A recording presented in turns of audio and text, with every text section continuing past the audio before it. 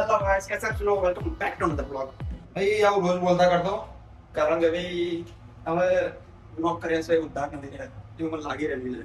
એ પ્રમાણે જોબ ને એવું ચાલે છે ખતરનાક. બસ જો રાતના વાગ્યા છે ઓલમોસ્ટ 11 એન્ડ આપણે નીકળી ગયા છે. બે ચાવી લઈ જાઓ, જોઈએ શું થાય છે. ચાલો.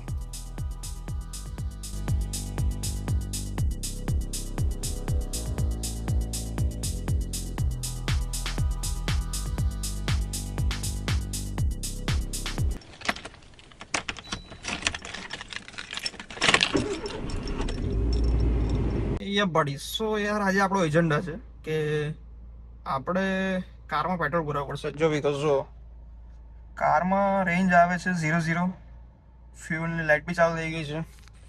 સો we have to pull the things up. ખોટું બોલી ગયો હવે સમજ્યા. વોટ્સઅપ પડે ઘણા દિવસ પછી આપણે ફોન હાથમાં લીધો છે આવી રીતે બ્લોગ કરવા માટે, જસ્ટ બીકોઝ જો આપણે ગાડીમાં આંટો મારવા જઈ રહ્યા છીએ એન્ડ આપણી સાથે કોઈ જ નથી. કેમ? રીઝન કહું. ઘણા દિવસ થયા એન્ડ કહેવાય ને ઘણા દિવસથી પ્લાન થઈ રહ્યો હતો ભાઈ ક્યાંક ફરવા જઈએ. ઘણા પ્લાન બી નક્કી થયા. દ્વારકા જઈએ, પછી કે સાપુતારા જઈએ, બોમ્બે જઈએ, પુણે જઈએ, લોનાવાલા જઈએ, મેપ્રો ગાર્ડન જઈએ, લાઈક ઘણી બધી જગ્યાઓ નક્કી થઈ. પણ આ બોસ છેલ્લે કોક ને કોક આવે અને કહે કે ભાઈ નથી મેળે પડે. તમે વાત આગળ વધતી જ નથી ને. હા, મેં કીધું કે જો ભાઈ બ્લોગ ચેનલને ડેર તો નહીં કરાય બોસ, કારણ કે ભાઈ હવે પૈસા કમાવા પડશે ને મારે, એના વગર તો કેમનું ચાલશે. સો હવે કરવું પડે એમ છે. હવે જો એજન્ડા ફોર ધ ડે આપણે પેટ્રોલ પુરાવવું પડશે ગાડીમાં એન્ડ જોઈએ પછી બીજું બી શું કરીએ. ઘણા દિવસ પછી કાર નીકાળી છે. So let's see how it's going. પૂર્ણ ગજબ છે. હમણાં જ તે એકદમ મસ્ત વિડીયો ઉતારતો હતો અને વિડીયો બંધ કરીને બીજો વિડીયો લેવા આવ્યો ત્યારે કહે કે ભાઈ બેટરી આઈફોન હીટ થઈ ગયો છે. સો ફ્લેશ લાઇટ ચાલુ નહીં થાય. અરે ભાઈ શું છે, કેમેરો ચાલુ નહીં થાય. તમે એક તો ખબર નહીં આઈફોન ને ગાડી એકદમ ચિલ્ડ છે. હો લિટરલી ગાડી એકદમ ભયંકર ચિલ્ડ છે અને આ ભાઈને ચાલુ નહીં દઉં પછી કે ગરમ છે. અરે ભાઈ તમે ગરમ થવાના પૈસા આપ્યા છે મેં? અરે હરામી એવો ગુસ્સો આવે ને ટાઈમે કંઈક કામ ના કરે ને. ચાલો ભાઈ હવે કંઈક જોવું પડશે કે હવે ટ્રીપમાં ક્યાં જવું છે. ભાઈ પણ તને બોલાવીએ છે, આવે છે, પ્લાન બી બનાવીએ છે એન્ડ બહુ જલ્દી કંઈક આવશે કે જેમાં મજા આવશે બ્લોગ જોવાની. ગજબ વસ્તુ એક પ્લાન થઈ રહી છે પણ લેટ્સ સી ક્યારે એક્ઝિક્યુટ ક્યારે થાય એ મહત્વનું છે. Let's see for the best execute થઈ જાય પહેલા. બાકી જો આવી તો મસ્ત વ્યૂ, એકદમ ચિલ્ડ કાર અને ભાઈ બહાર તો એવું ભયંકર ગરમી છે ને કે રહી ના શકો. આજે ખબર નહીં બસ આમ રેન્ડમલી ઈચ્છા થઈ ગઈ કે ભાઈ હવે આજે બ્લોગ બનાવો છે. ઘણા વાર બ્લોગ નથી બનાવ્યો તો જો આજે નીકળી ગાડી લઈને હવે બનાવીએ છે. તો કે કંઈ ખાસ કરવા જેવું છે નહીં, ફરીએ જ આમથી આમ. યુ નો આ એકદમ ભયંકર વાળો રેન્ડમ બ્લોગ બનવાનો છે જે મને ખબર છે કે ભાઈ બનાવું શું એ ખબર નથી, બસ બ્લોગ બનાવવો છે. ઘણા ઈચ્છા થતી ભાઈ બહાર નીકળીએ કંઈક બનાવીએ, બ્લોગ કન્ટેન્ટ શૂટ કરીએ, પણ ખબર નહીં યાર નીકળતું જ નથી. કામ બી એટલું બધું છે ભાઈ, બંધો બી નથી આવતા. ભાઈ સાહેબ એકલો માણસ બેઠો કરે શું? બ્લોગ શૂટ કરે, કેમેરામાં વાતો કરે, રોડ બતાડે, આમ કરે એમ કરે અને કઈ બી બોલે રાખે. હવે મને ખબર નથી પડતી હું અત્યારે શું કરું. ઈચ્છા થઈ તો બહાર તો નીકળી ગયા છે પણ હવે કરવું શું એ કઈ ખબર નથી પડતી. પેટ્રોલ ફૂંકું છું બેઠો. આજો કમ કહેવાય ને એવા ચલાવે છે ટુ વ્હીલર વાળો ભાઈ, ભયંકર ચલાવે છે. લાઈક મારી અત્યારે ઓલમોસ્ટ 70-80 ચાલે છે અને પેલો બાઈક વાળો ભાઈ સાહેબ શું રફ ભાગે છે. એક તો એવી પાછા હેલ્મેટ પહેર્યા વગર બંને તાળાઓને કઈ ખબર નહીં. આમ સાંભળી એમ ચલાવે. ડપડો ક્યાં ઘડી જશે પછી કે મારા લીધે થયું, આમ થયું, તેમ થયું, બીજા નવા જો વાંક કાઢશે. એમ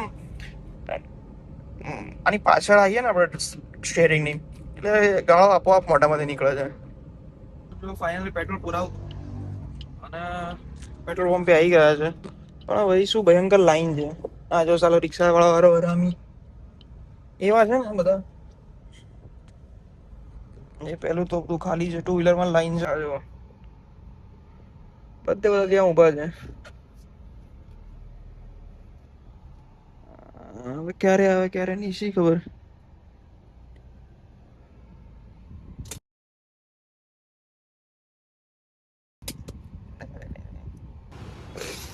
ફાઇનલી મોંઘી વસ્તુ પુરાવા આવી ગયા છે.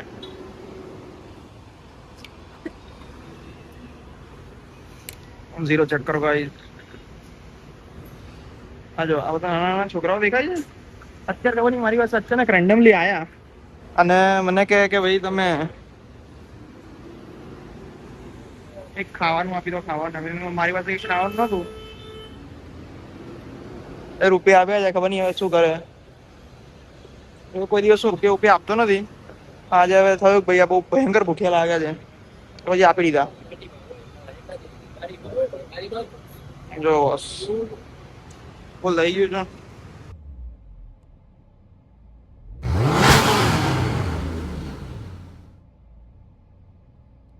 કોઈ ગાડીમાં હવા બી ઓછી હતી થોડીક,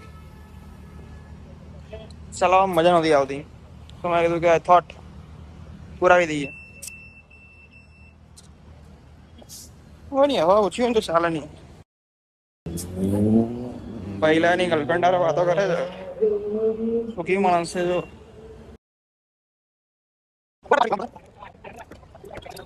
ઓ ભાઈ સાહેબ 24 હતી અમારો, 24. નહીં લાગતું પછી મારો ઓનલાઈન કેમ પડી ગયો? હું ઊંધું સીધું કરું છું શું? હવે સ્ટેપની પુરવાની બાકી જ આટલી. પહેલા આપણે પાછળ બી પુરવાની હોય સ્ટેપની માં બી. ભાઈ સાહેબ ગરમી કેવી છે બહાર? એસી વગર તો રહેવાતું નથી. બહુ ભયંકર ગરમી છે યાર. હાલત ખરાબ થઈ જાય. જો આમ તો પડશે થઈ ગયો. યાર આટલી બધી ગરમી ક્યાંથી આવે? વરસાદ भी नहीं આવતો અધરંગ પૂરો. पहाड़ों में जाना पड़ेगा भाई, पहाड़ों में जाना पड़ेगा. ક્યાંક તો જવું પડશે.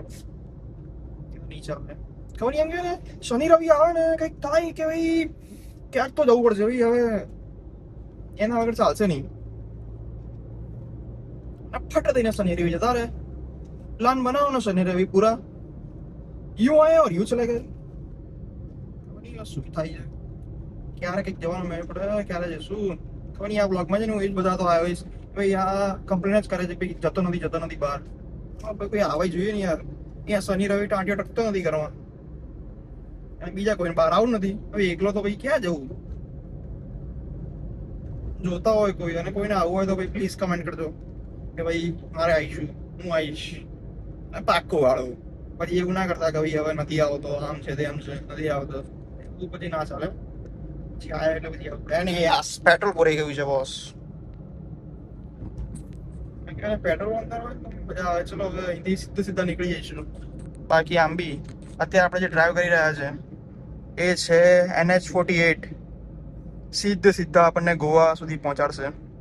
ગોવાથી બી આગળ, બટ ગોવા એ ઘણી સારી ડેસ્ટિનેશન છે કે જ્યાં હોલ્ડ કરવો જોઈએ.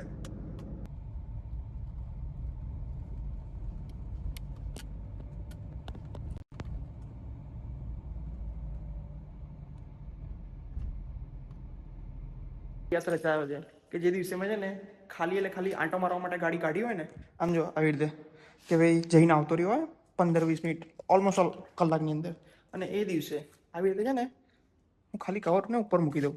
સો ધ થિંગ ઇઝ એ ટાઈમમાં કાલે સવારે જોજો આખું બેઝમેન્ટને ક્લિયર કરશે, વાળશે અને ગાડીને આખી ધૂળ ભેગી કરી દેશે. જોઈ લેજો. અત્યારે લગાવવાનો કંટાળો આવે એટલે લગાવું છે નહીં. Yep.